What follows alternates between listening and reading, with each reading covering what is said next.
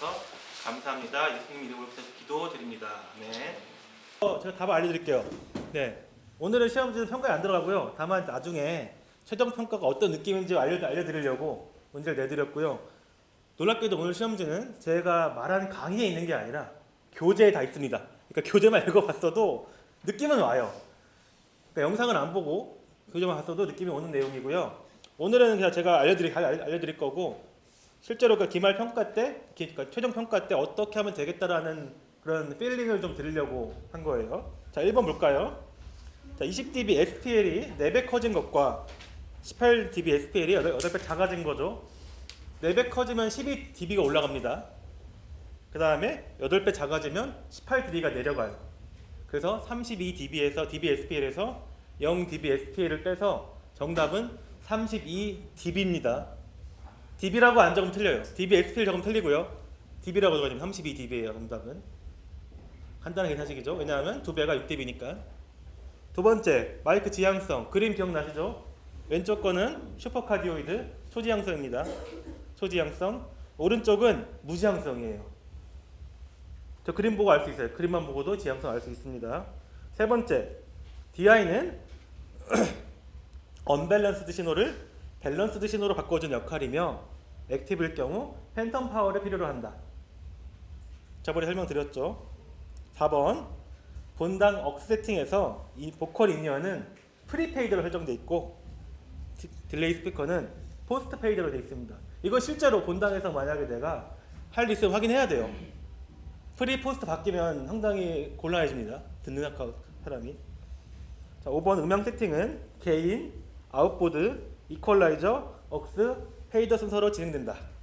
이것도 설명드렸어요. 이거를 지키지 않으면 음향이 어려워진다. 아웃보드요. 컴프레서를 대표하는 아웃보드죠. 네.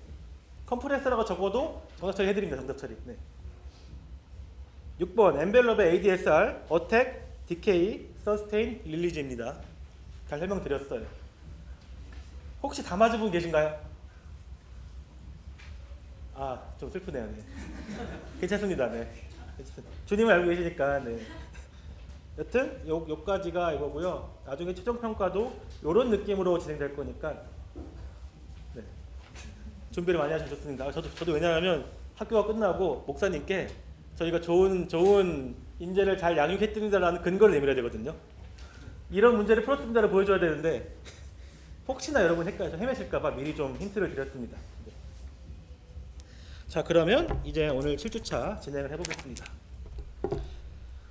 저번 주까지가 어떤 음향적 기술에 대한 개념을 다 설명드렸어요. 이제 여기서 더 이상 추가적인 기술적인 설명은 없어요. 이제부터는 음향이 아닌 음향을 어떻게 사용할 것인가, 실전에서는 어떤 것들을 마주해야 되는가, 혹은 음향이 아닌 곳에서는 어떤 것들을 중요시하는가를 내가 알고 그걸 적용하는 방법을 설명드려야 합니다. 그래서 이번 주는 보컬이에요. 사람의 목소리를 어떻게 음향적으로 해야 되는가에 대한 설명입니다. 그래서 오늘 할 주제 총 3개입니다. 찬양, 설교, 토크예요. 토크는 우리가 아는 그 리본 토크죠. 리본 토크 같은 어떠한 목회자가 아닌 그냥 일반 성도가 아이스 브레이크도 포함될 거고요. 간증도 포함될 겁니다. 이런 류의 어떤 토크. 이 3개를 오늘 다뤄보려고 합니다. 그 중에서 제일 중요한 건 찬양이에요. 왜냐하면 제일 어렵거든요. 네. 자, 찬양이라는 건 나왔죠. 제가 구글에 예입기 쳐봤는데 10년 전 이현주 전사님이 나왔어요. 네. 10년 전이야 20년 전인가 할 텐데 찬양은 찬양과 음악의 가장 큰 차이는 뭐 여러 가지 있겠지만 이 결과물이 최종적으로 원하는 게 뭐냐는 거예요. 음악은 높은 음악성을 추구하거든요. 근데 찬양은 음악성이 낮더라도 괜찮아요. 왜냐하면 찬양의 최종적인 목표는 영성이거든요. 그래서 음향한 사람들이 찬양을 음향할 때 욕심이 생기는 게 좋은 음악을 만들려고 할 때가 있는데 최종적인 목표는 음악을 만드는 게 아닙니다. 이 영성을 완성하는데 뭔가 도움을 주는 게 음향의 목적이에요. 그래서 보면 찬양의 일반적인 형상은요, 다 같이 부르고 이 부르는데 뭔가를 메시지를 말하는데 특정 대상이 명확하게 정해져 있습니다. 그래서 반대로 얘기하면 음향이 다 같이 부를 수 있게 하고 내가 부르는 메시지를 명확하게 인지할 수 있게만 해주면 좋은 음향이 되고 좋은 찬양이 돼요. 그래서 찬양에서 제일 중요한 건 음악도 뭐가 아니고 가사입니다. 가사가 제일 중요해요. 가사가 같이 들을 성도가 가사를 명확하게 인지하고 명확하게 부르고 명확하게 머릿속에 있을 때 그것이 좀 더 영성에 도움이 된다라는 겁니다. 그래서 오늘 얘기할 음향적인 거는 어떻게 성도가 가사에 집중을 할 수 있을까라는 거예요. 반대로 얘기하면 음향적인 실수로 가사에 집중하지 못하게 된다면 반대로 이건 좀 심할 수 있긴 한데 영성을 방해하는 죄일 수도 있는 거예요. 뭐 죄다가 하기보다는 스스로 그렇게 죄책감을 느낄 수도 있는데 그게 완전한 잘못은 아니야 또 라는 거예요. 저 유명한 말씀 가져왔어요. 밑에 이거는 이제 바울의 메시지죠. 고린도전서. 이거는 우상에 대한 바친 제물 이야기할 때예요. 이거 먹어도 되냐 안 되냐 할 때 바울이 얘기했어요. 우상에 바친 제물은 먹어도 된다. 이거는 전혀 죄가 없다. 하지만 믿음이 약한 사람은 그 장면을 보고 시험에 빠질 수 있다. 그러니까 나는 이것은 죄가 아니지만 누군가를 시험에 빠지지 않기 위해 하지 않겠다라고 하는 거예요. 내가 먹는 뭔가가 내 형제를 실족해 한다면 나는 고기를 평생 안 먹겠다는 식으로. 반대로 얘기하면 내가 하는 내 음향이 성도를 실족하게 한다면 어떻게 하면 바울과 똑같은 그런 상황을 마주하게 되는 거죠. 그래서 가사를 제대로 부르지 못하게 하는 그런 행동들은 사실은 음향 기술 이전에 영적인 마인드로 좀 잘 제대로 마주해야 되는 거긴 합니다. 그것도 이제 또 여담으로 음향이 아니지만 저 앞에 스크린에 가사 뜨죠. 가사가 제때 안 뜨면 똑같은 효과가 나와요. 가사가 제때 안 떠가지고 성도가 실족한다면 그거는 하나님은 안 물어볼지 몰라요. 사랑의 하나님이니까. 근데 나는 책임감을 느낄 수 있죠. 그런 겁니다. 음향도 동일합니다. 네, 다음 거 가보겠습니다. 아주 유명한 제가 옛날에 페이스북 이거 뭐 대상식이었나? 이런 거 가져왔어요.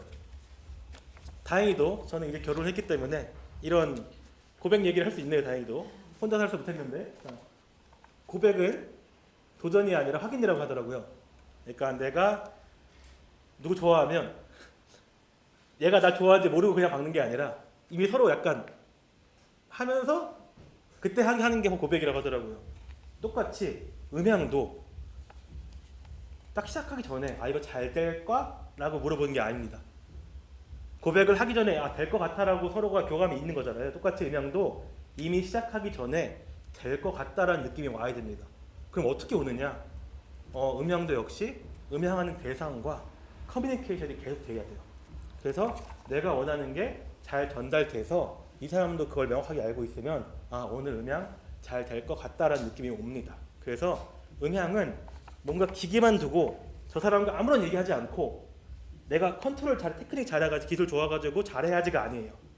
오늘 내 기술을 보여주겠어가 아니라 이미 다 이야기 끝나서 사실은 거의 할 게 없는 정도의 편안함을 하는 그게 더 옳은 음향입니다. 그래서 음향도 도전이 아니라 확인이에요.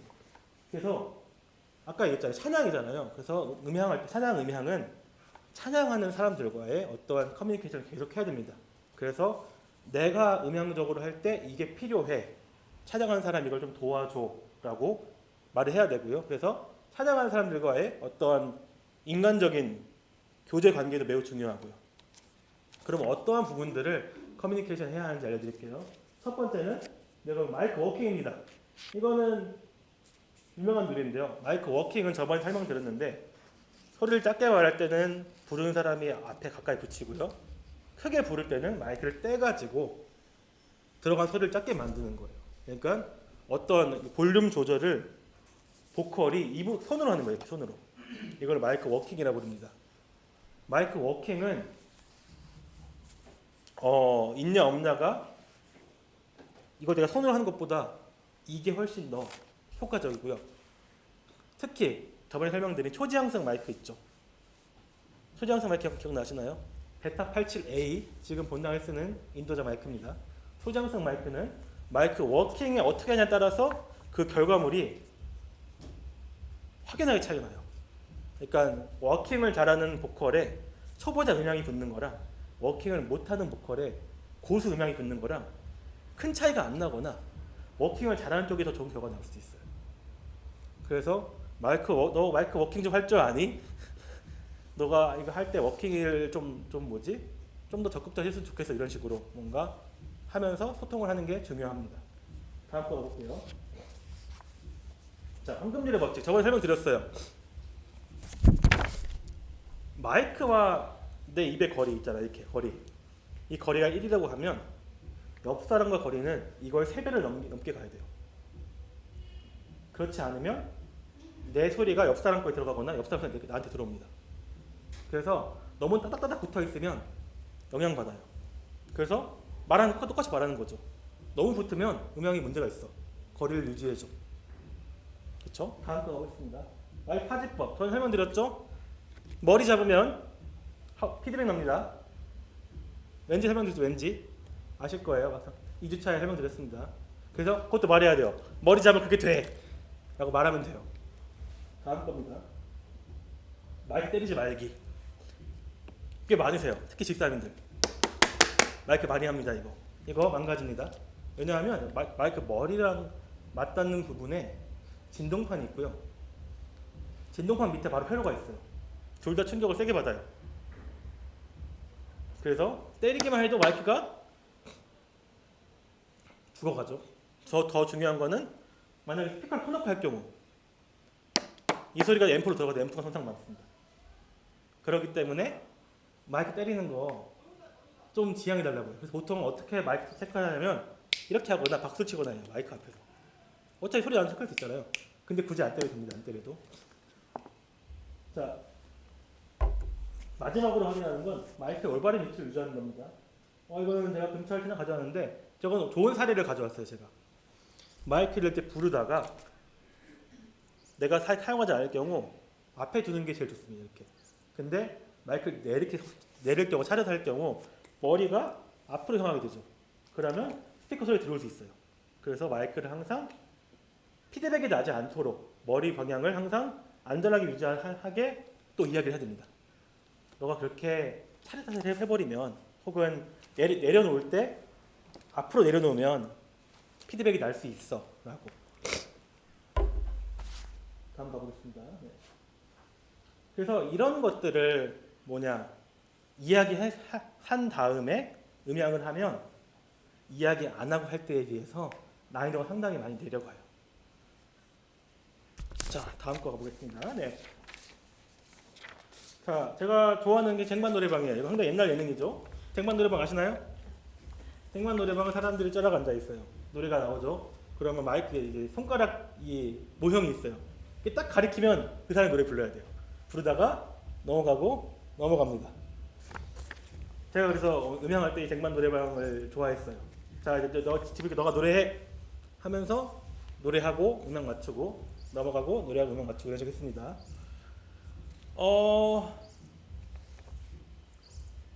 어떤 보컬의 세팅을 잡으려면 이제는 이 사람만의 보컬에 A라는 사람이 있으면 A라는 사람만의 그 사람을 위한 맞춤 음향 세팅이 있잖아요. 그 세팅을 잡으려면 노래를 시켜야 됩니다. 보통 15분 정도 걸려요. 그 사람만을 위한 원전 세팅이 나오기까지. 혼자서 15분 동안 제대로 노래를 부르면 그 사람을 위한 맞춤 세팅이 탄생합니다. 그럼 앞으로 그 세팅만 좀 사용하는 그 사람은 계속 안정적으로 좋은 노래를 할 수 있죠. 자, 그러면 어떻게 그럼 내가 음향을 잡으려고 해요. 노래 한번 시켜보려고 해요. 그러면 그냥 노래해 하면 잘 못해요.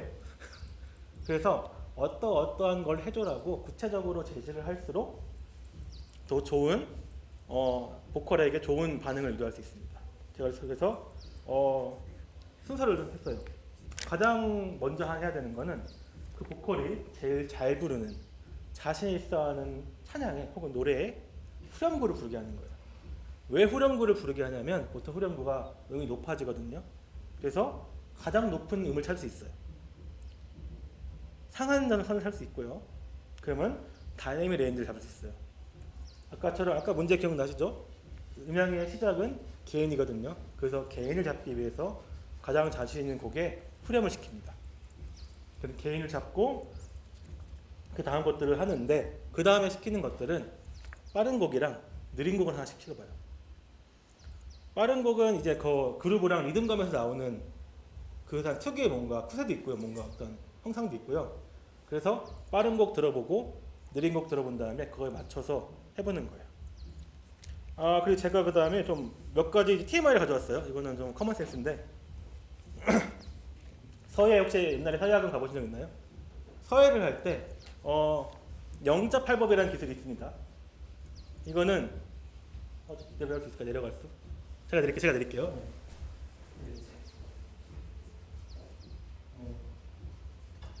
영자팔법 기술. 이거는 길0이라는 한자예요. 길0. 그러면 너 서예 잘해? 너 서예 실력 확인해 볼까 하면 저 한 글자만 적으면 돼요. 이 길0 적어봐 하면 이 길0에 8가지 테크닉이 들어간대요. 8가지 테크닉이. 그러면 반대로 이 한 글자만 연습하면 8가지 테크닉을 연습할 수 있는 거고 실력 확인을 할 때도 이 한 글자면 되는 겁니다. 다른 예시로 칵테일에는 진피즈라는, 저 술은 못 마시지만 저는 진피즈라는 칵테일이 있어요. 똑같이 실력 확인용입니다. 진피즈를 만드는 기술에는 칵테일의 기본기가 다 들어간대요. 그래서 고수라면 진피즈 만드는 것만 보고 이 사람의 실력을 알 수 있대요. 그래서 이렇게 칵테일에서 진피즈라는 단어는 실력 확인을 위한 한 가지 행동이라고 보면 됩니다. 똑같이 음향에도 진피즈가 있습니다. 바로 제가 좋아하는 노래인 엔드레스 할렐루야라는 찬양이 있어요. 이 찬양이, 특히 이 찬양 후렴구가 보컬이 갖고 있는 웬만한 테크닉이 다 있습니다. 요 하나 시키면 이 사람 보컬이 어떤 실력인지, 이 사람이 어떤 테크닉인지 얼추 견적이 80% 나와요. 진짜 급하면 이거 하나만 시키면 됩니다. 이거 하나만. 보컬 자신 있으시죠? 이게 처음 듣는 표정이에요. 저 좋은 노래예요, 저거. 저것만 연습해도 그 기본기는 확실히 올라갑니다. 네. 그래서 만약에 내가 음향 해보고 싶은데 잘 모르겠다. 그럴 때 엔드레스 할렐루야 불러줘 하고 하면 얼추 나와요. 네. 이제 다음 거 가보겠습니다. 네. 자, 이제 제가 이제 가이드 드릴게요. 이렇게 말해도 모르잖아요. 저도 모를 것 같긴 해요. 네. 그래서 가이드는 만능이 아니고 가이드 정답이 아닌데 내가 음향을 하고 싶은데 보컬 음향 잡아주고 싶은데 모르겠어. 어떻게 스타트할 때. 그때 시작점 정도를 제가 잡아준 정도로 해보겠습니다. 가장 먼저 해야 되는 건 저음이에요. 제가 아까 얘기했던 거는 앞에 얘기했던 개인이랑 컴프레서는 끝났다고 봐야 됩니다. 왜냐하면 개인은 아까처럼 후렴구 부를 때 이미 잡을 수 있어요. 높나비. 눈으로 보고 한다고 했죠? 그게 다 끝나고 이제 EQ를 얘기하는 겁니다. 이제 저음을 잡아야 돼요. 가장 먼저. 저음을 잡을 때 제일 먼저 중요한 거는 하이패스 필터, 로우컷이라 부르는 필터입니다. 필터는 로우컷은 누르는 게, 적용하는 게 거의 웬만하면 옳습니다. 저는 한 번도 이 로우컷을 적용하고 나빠진 걸 본 적이 없어요. 정말 아주 특별한 사람이라면 이것이 방해를 받는데 전 예인교에서 본 적 없습니다. 하이패스 필터 누르시고요. 그 다음에 중요한 거는 200에서 400Hz를 먼저 시작하면 좋습니다. 사람의 소리가 흔히 말하는 동물 소리, 울린다는 이 소리 더 안 내려가는, 저는 안 내려가는데 200에서 400 사이를 여기부터 내가 먼저 건드리기 시작하면 뭔가 이거부터 변화를 주고 괜찮은 걸 찾은 다음에 다음 스텝으로 나가는 게 편해요. 근데 이건 본당이고요. 리버룸 같은 경우는 저음을 못 건드려요. 헤르츠를 못 건드려요. 쉘빙이어가지고. 그래가지고 그거는 그냥 기본적으로 3dB에서 6dB만 깎는 걸로 시작하면 좋습니다. 리본룸, 혹은 빅센 4층, 거기도 그럴 거예요. 혹은 인카운트룸, 다 똑같습니다. 거기서는 저음은 일단 깎고 시작하는 게 좋습니다. 왜냐하면 저음은 마이크를 대는 순간부터 울리기 시작하는 음이에요. 그래서 보통 이 울림이 마음에 안 들어요, 사람들이. 그래서 저음을 깎고 시작하는 게 좋고요. 그래서 특히 형제 보컬은 다른 거 다 안 건드리고 저음만 잘 건드려도 생각보다 괜찮은 결과가 나옵니다. 그래서 본당 세팅에서도 형제 보컬은 엄청 심플하게 되어 있어요. 두 번째는 저음을 건드렸잖아요. 두 번째는 아까 얘기했던 가사를 잘 들리게 하기 위해서 딕션, 발음을 건드려야 됩니다. 발음은 1kHz 도음이에요. C6 도예요. 도가 1kHz예요. 이 도 음역대에서 결정됩니다. 사람이 말하는 게 뭔가 웅얼웅얼 되는 것 같아 혹은 발음이 또렷한 것 같아를 결정하는 부분이 여기에요. 그래서 저음을 건드려 봤어요. 그 다음에 이제 좀 괜찮은 것 같아. 뭔가 느낌이 아까보다 나아진 것 같아. 그럼 냅두고 1kHz 오는 거예요. 거기서 돌려봐요. 아, 이렇게 말하니까 좀 가사가 좀 더 나아진 것 같아. 아니면 그냥 버리면 취소하면 돼요. 근데 나아진 것 같으면 또 냅두면 돼요. 그럼 벌써 두 개를 건드렸죠. 마지막 가보겠습니다. 고음이에요. 고음은 웬만하면 건드릴 일이 없습니다. 고음은 두 가지 때만 보통 건드리는 하나는 시빌란스예요. 시빌란스 기억나시죠? 어제도 좀 났어요. 임지 목사님. 네. 시빌란스고 시빌란스가 났을 때는 6kHz에서 8kHz를 건드려주면 확 줄어듭니다. 혹은 형제 중에서 잘 안 나요. 자매 중에서도 평소에도 말하는 게 좀 까랑까랑하다 느끼는 그런 자매는 노래할 때도 좀 뭔가 날카롭다라는 느낌이 많이 나요. 그때부터는 2kHz 가서 또 건드리기 시작하면 뭔가 알 수 있습니다. 그래서 내가 음향을 하고 싶은데 어디서부터 해야 할지 모르겠다 하면 저음 갔다가 1kHz 갔다가 고음 한 번씩 건드려 보면 100%는 아니더라도 그래도 아까보다 괜찮아진 것 같아는 나옵니다. 자, 4번 가볼게요. 4번은 쿠세입니다. 쿠세 저번에 얘기했죠. 쪼라고도 합니다. 음악을 하는 사람들의 노래를 하는 사람들의 습관이에요. 근데 좋은 습관도 있고 나쁜 습관도 있는데 좋은 습관은 음향적으로 안 건드려도 됩니다. 안 건드려도. 근데 이게 좋은지 나쁜지 어떻게 하냐 하면 들려요. 딱 들었을 때 괜찮아 하면 좋은 거고요. 이거 좀 이상한데 하는 게 흔히 얘기하는 소음 온다고 하죠. 그거는 나쁜 쿠세입니다. 그건 잡아주는 게 좋아요. 네. 그래서 그 나쁜 쿠세를 어떻게 찾느냐면 저번에 제가 EQ 잡 설명드렸어요. 부스트라고 설명드렸는데 저음을 EQ를 하나를 확 올려서 부스트 시켜서 한번 모든 주파수를 한번 딱 돌리는 거예요. 이렇게 쑥 돌리는 거예요. 그럼 어느 순간 딱 노래하는 게 갑자기 막 하는 느낌이 확 나요. 갑자기. 거기가 쿠세입니다. 거기를 깎으면 쿠세가 많이 작아져요. 그래서 딱 이 사람이 노래하는데 뭔가 특정 부분, 막 후렴구를 부르거나 할 때마다 뭔가 좀 조금 불쾌한 약간 코인 노래방에서 좀 했던 그런 느낌이 나 하면 약간 좀 방식을 사용해 보면 좋습니다. 자, 마지막으로 보시면 알겠지만 이거는 피아노가 음역대가 있는데 각 성부별로 소프라노, 알토, 테너, 베이스별로 음역대가 달라요. 주파수가. 그래서 이 사람이 노래를 할 때 너 화음을 하는 사람이면 화음으로 불러줘라 해야 됩니다. 그 화음으로 부를 때의 세팅과 원음으로 부를 때 세팅이 다릅니다. 조금씩 음역대가 다르잖아요. 그래서 알토로 할 경우 전체적으로 세팅이 다 내려가요. 이렇게. 그렇습니다. 네. 그럼 좋아. 방금 저게 그건데 질문 있나요? 방금 저 가이드에서? 가이드 질문 있을까요? 보컬 음향 어떻게 될지? 다 이해하셨나 보네요. 네. 다음 거. 요거요? 근데 4개밖에 없어가지고. 이걸 여기 대부분이 네. 쓰였었지. X31을 만질 것 같습니다. 저는 언젠가 만질 걸 기대하고 한 거긴 한데 언젠가 저녁 기도에 집어넣으려고. 네. 요거를 기본으로 다 어느 정도 만지면 좋지. 네. 근데 방금 설명한 것이 1, 2, 3번이 저거 딱 3개가 맞긴 하거든요. 그 제가 그래요. 한번. 여기 오셔서 보는 게 낫잖아요. 네, 시간이 많이 빠져서 제가 예시를 하나 줄 테니까 끝나고 보고 해요. 이건 끝났네.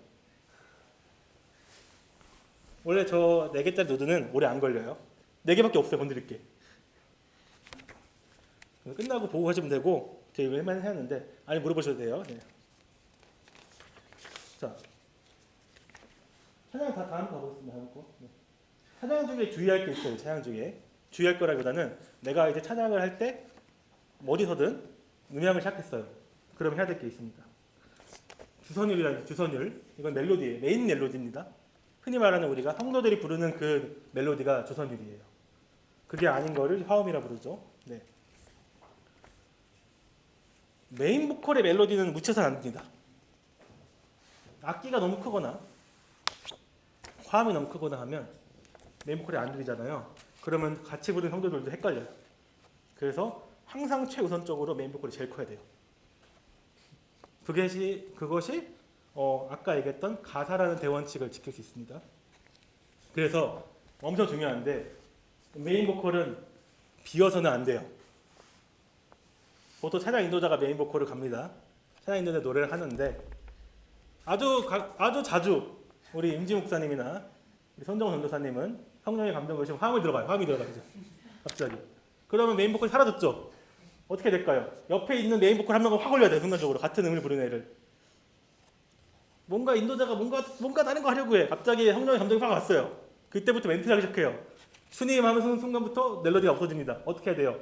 바로 옆에 있는 소프라노 바로 올려야 됩니다. 그래서 음향할 때는 엄청 오락가락해요.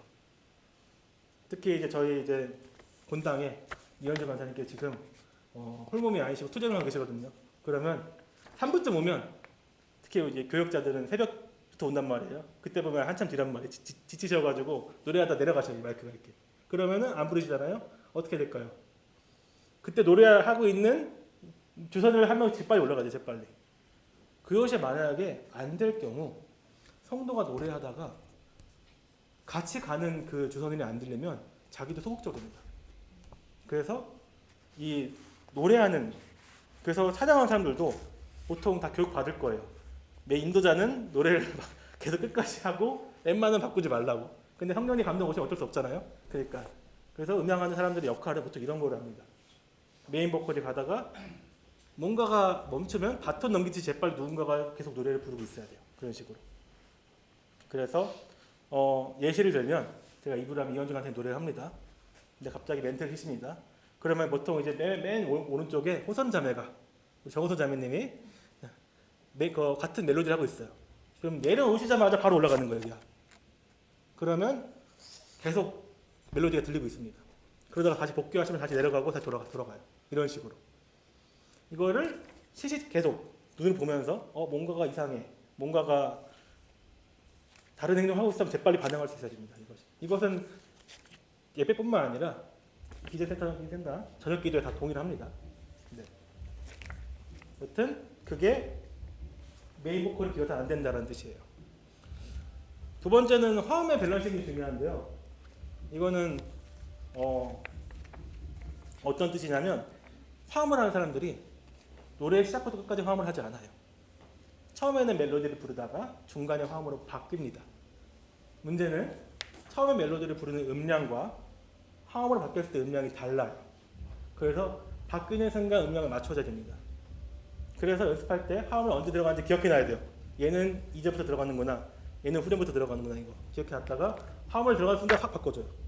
이게 밸런싱이고요. 세 번째는 당장 금철에서부터 문제가 있었던 리버브입니다. 리버브는 아시다시피 노래방의 에코 같은 느낌이에요. 그래서 노래하는 사람들은 리버브가 많으면 상당히 좋아합니다. 편해하고요. 근데 리버브의 특징은 잔향이에요. 음이 계속 남아가면서 이렇게 사라져간단 말이에요. 그래서 음이 길어요. 문제는 빠른 곡은 간격이 짧기 때문에 첫 음의 리버브가 끝나기 전에 다음 음이 들어옵니다. 그러면 음이 겹치게 돼요. 그 순간 겹치는 게 쌓이면 듣는데 뭔가 박자가 딱딱 끊어지는 것이 아니라 막 드러나는 뭔가 웅웅 울리는 느낌이 나요.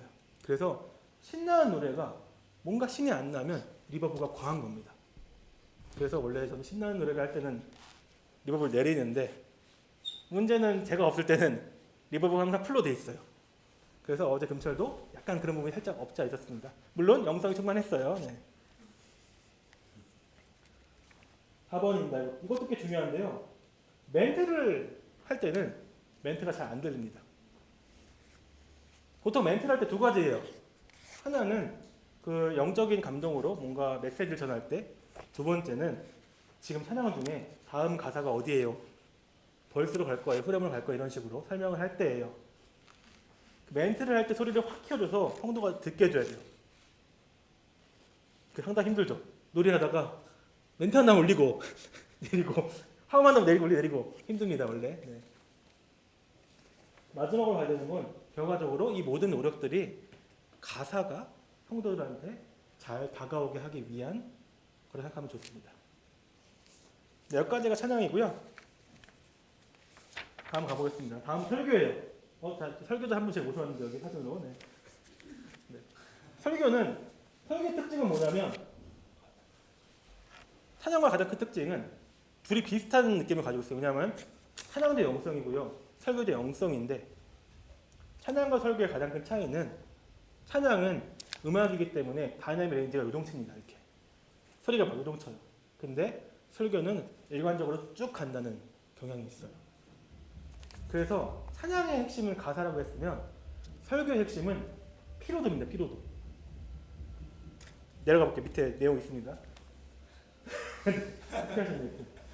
네. 찬양은 음악의 특징상 내가 음악은 집중하지 않아도 음악의 어떤 리듬과 그런 멜로디가 같이 가게 해줘요. 그래서 내가 멍 때리고 있어도 입에 제일 찬양 나오는 거 아시죠? 멍 때리고 있어도 찬양 부를 수 있어요. 멍 때리고 있어도 하나님께 예배하고 있지 않아도 입에 찬양이 나올 수 있습니다. 그게 음악의 힘이에요.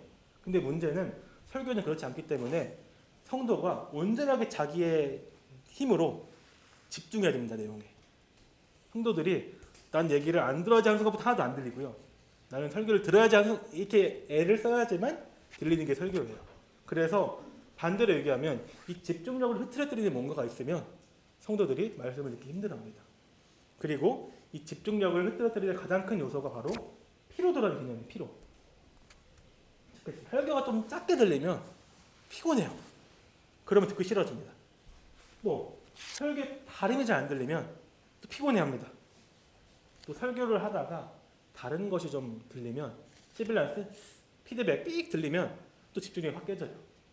그래서 물론 제일 중요한 건 성도 본인의 의지가 맞습니다. 성도 본인의 믿음을 가지고 열심히 집중하면 되긴 하는데 사람의 영혼 육중에서 육체가 제일 약하기 때문에 아무리 열심히 해도 집중을 유지하기 쉽지 않아요. 그래서 음향적으로 하는 거는 최대한 이 피로도를 감소시켜주는 거예요. 그래서 설교에 제일 중요한 거는 볼륨입니다. 볼륨이 일정 이상을 커야지만 내가 집중하지 않아도 일단 들려요. 일단은. 그래서 설교는 볼륨이 커야 되는데 문제는 설명드렸지만 볼륨이 크면 항상 무슨 위험성이 있을까요? 피드백이 있습니다. 네. 결정해야 돼요. 나는 피드백을 발생시키더라도 볼륨을 키울까? 아니면 피드백을 없앨까? 볼륨이 작더라도. 이거는 정답이 없어요. 그래서 전에 얘기했던 디시전 메이킹입니다. 내가 하나님께 기도해봤는데 오늘 하나님께서는 볼륨에 집중하라고 하셔. 진짜 저 이렇게 해요. 제가 내일도 할 거죠. 음향을 제가 설교에서 음향할 때 기도합니다. 주님, 오늘은 소리가 잘 안 들리는데 소리를 올리면 피드백이 날 것 같은데 어떻게 해야 됩니까? 하면서 성도들이 집중하지 못하니 피드백이 나더라도 올려라 라는 마음 주시면 올립니다. 지금 성도들이 잘 몰입하고 있는 것 같아. 그러니까 괜한 사고 만들지 마 라고 하면 전 그래도 피드백 안 내는 방향으로 가요. 이것도 결과적으로 그냥 초기기도 하고 하지만 저는 기도라고 하고 있습니다. 기도로 결정을 해야 돼요. 근데 결과적으로는 이 볼륨을 올리는 행동은 염두에 두는 거예요. 볼륨을 올려야지만 피로도가 감소한다. 두 번째, 딕션 쪽이에요. 결과적으로는 보컬이랑 비슷하죠? 보컬도 딕션 중요하다 했죠? 아까 얘기했던 것처럼 설교랑 찬양은 큰 차이가 없습니다. 다이내믹만 차이 나고요. 그래서 놀랍게도 찬양 세팅을 그대로 가져가도 설교에서 한 70%는 먹혀요. 건드렸네 이걸. 그래서 딕션 부분이 만약에 아쉽다. 목사님 말하는 발음이 좀 뭔가 아쉽다면 어디로 가라고 했지? 딕션을 하면? 딕션 어디라고 했죠? 아까 보컬 때 말했는데 주파수 어디라고 했죠? 맞습니다. 동일하게 설교도 거기부터 시작하면 좋아요. 누군가가 설교를 하는데 발음이 아쉽다면 일단 거기부터 건드리면 좋습니다. 마지막으로 아까 얘기했던 것처럼 피로도를 만드는 설교 외의 것들을 배제해야 됩니다. 그래서 가장 크게 생각보다 신경 쓰게 만드는 게 바로 시빌란스예요. 그래서 DSR을 꼭 활용하면 좋고요. 근데 빅센이나 이런 데는 DSR가 없잖아요. 그러면 하이 부분을 깎으면 좋습니다. 하이 부분을 과감하게 한 6dB 깎아도 돼요. 그러면 DSR가 시빌란스가 많이 사라집니다. 그래서 찬양의 핵심은 가사를 잘하게 하는 거고요. 설교의 핵심은 피로도를 감소시키는 거예요. 그래서 특히 저희 교회 목회자분들은 설교를 길게 하는 걸 좋아하시기 때문에 장기전이란 말이에요. 장기전 염두에 두고 소리가 하나하나 임팩트보다는 쭉 길게 어떻게 하면 길게 성도들이 집중력을 유지할 수 있을까에 대한 관건을 마음에 두고 있으면 좀 더 포인트가 명확해집니다. 설교에 대해 질문 있을까요? 네. 제가 어제 그 핀마이크에 계속 피드백이 나길래 네. 5데시벨에서 3.8로 줄였거든요. 네. 그걸 유지하면 결국에는 피로도가 좀 쌓이는. 그거 그렇기 때문에 결국 디시전 메이킹이에요. 기도하셨나요? 기도하시겠나요? 그러면 됐어요. 왜냐하면 아까 얘기했던 것처럼 그거예요. 진짜 아까 얘기했던 것처럼 볼륨을 키우면 피드백이 발생할 수 있고요. 피드백을 줄이면 볼륨이 줄어드는 건 당연한 거예요. 그러면 둘 중 뭐가 더 피곤하지 생각하면 되는 거예요. 혹시 목사님이 설교하실 때 의중이랑 좀 달라질까 봐. 아, 그렇죠. 항상 어렵죠. 네. 그래서 보통은 이제 좀 오래 했으면 얼추 감각이 오는데 그게 안 될 경우는 기도를 하는 게 맞습니다. 근데 아까 얘기했던 것처럼 어떤 상황이냐면 볼륨을 올려야 되는 상황은 성도들이 집중을 아직 못하고 있는 상황이에요. 그러면 볼륨을 올려줘야 됩니다. 근데 성도들이 이미 집중하고 있다면 그때부터는 집중을 깨지만 않으면 돼요. 그 분위기 봤을 때 뭔가 성도들이 집중하고 있는 것 같아. 알잖아요. 성도들의 어떤 눈빛이나 딴짓을 하고 있냐면 집중을 하고 있는 것 같으면 피드백을 안 내는 데 집중하고요. 집중을 아직도 못하고 있는 것 같으면 볼륨을 올려야 됩니다. 대신 이런 거는 내가 100% 알 수 없잖아요. 그래서 기도하는 거예요. 둘 다 같이 갈 수 없어요. 볼륨을 올리면 피드백이 발생하고 피드백을 막으면 볼륨이 작아지는 건 맞습니다. 그 중에 뭐가 더 괜찮은지 고민하는 거예요. 그걸 디시전 메이킹을 하는 거고요. 그 근거는 보통 우리의 판단력은 좋지 않기 때문에 기도하는 겁니다. 네. 또 질문 있을까요? 수명 말씀 네, 거의 항상 피드백이 조금씩 걸리던데 네 맞아요. 그게 그러니까 새벽이라서 피로도가 다들 높아서 더 볼륨을 높여서 그런 건가요? 아니면 사람이 별로 없어서 뭐 반사가 잘 돼서 아니요, 그거는 본당 세팅이 그대로 주일 예배 세팅이 남아 있어서 그래요. 그러니까 주일 예배 때 세팅을 그대로 써서 그래요. 아무도 안 건드려서 그렇습니다. 주일 예배 때는 피드백이 안 걸리잖아요. 왜 걸리는? 그건 제가 그때 현장에 있었기 때문에요. 그러니까 주일 예배 때 기본 세팅이 있고요. 세팅이 이제 현장에서 제가 발생하면 조금씩 줄이거든요. 근데 새벽 예배 때 아무도 안 건드리잖아요. 기본 세팅이 그대로 남아 있는 거예요. 근데 피드백은 보통 환경도 있지만 목사님 컨디션이 한 반 정도 됩니다. 목사님 컨디션이 나쁠수록 피드백이 잘 나요. 그렇기 때문에 새벽 기도는 피드백이 나는 가장 큰 이유는 아무도 그 자리에 없어서 그래요.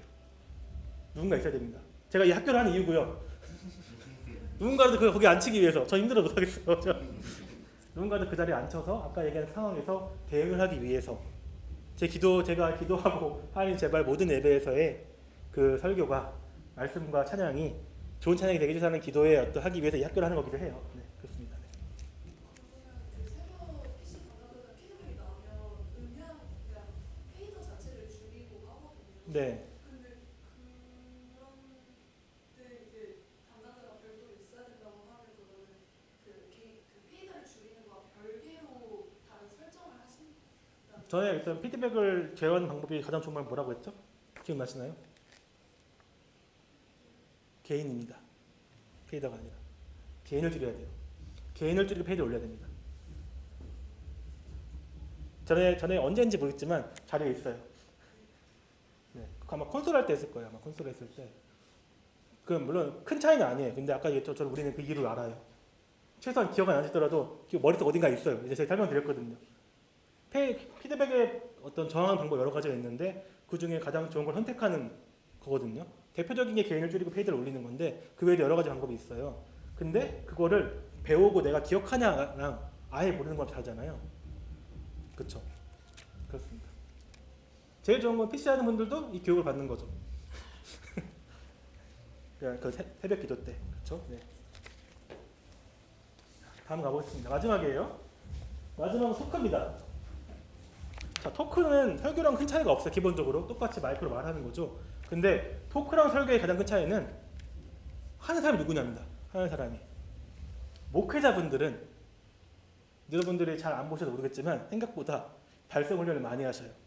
제가 알기로는 김재정 목사님이 목소리 똑바로 안 낸다고 뭐라고 많이 하신 걸 알고 있어요. 그 말은 목회자분들은 그래도 좋은 소리를 내려고 자주 지속적으로 계속 스스로 인지하고 훈련을 하신다. 근데 토크자는 형도기 때문에 그런 훈련까지 하지 않아요. 그리고 자주 바뀝니다. 오늘의 토크자가 다음 주도 리버 토크 할까요? 안 합니다. 토크자 매번 바뀌어요. 이거 일반인이에요. 그러니까 토크의 가장 큰 특징은 목사님처럼 훈련된 발성자도 아니고 또 매주 보이는 사람도 아니라 그냥 자주 바뀌는. 그래서 토크는 맞춤 세팅을 하면 안 됩니다. 어차피 한번 쓰고 버릴 거 가깝고, 더 중요한 거는 토크자가 훈련이 안 됐어요.